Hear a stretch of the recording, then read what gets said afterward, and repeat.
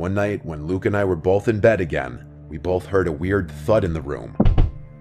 Luke insisted on trying to creep me out, saying there was a ghost in the room or something, and I kept yelling at him to shut up or I'd get Mom.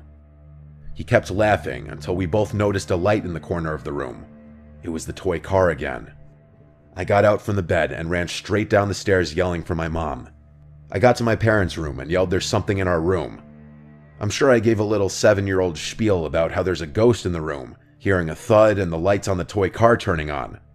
Luke entered the room, and my mom defaulted to telling him to knock it off if he's trying to scare me. He said how could he turn the lights of the car on from his bed?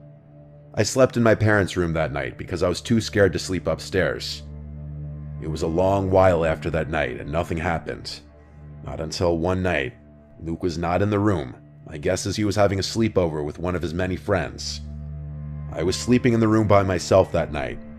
I had long since tucked that car away in the small bedroom across the hall because it freaked me out. After my mom kissed me goodnight, I asked her to keep the door open since I was always scared when I was alone in the room. I rolled on my side and tried to go to sleep. But being that I was scared of being alone, I had a hard time getting tired that night. I felt wide awake. Then, there was a sound I can't explain that came from down the hall. I flipped over to face the door, and the toy car rolled into the room with its lights on.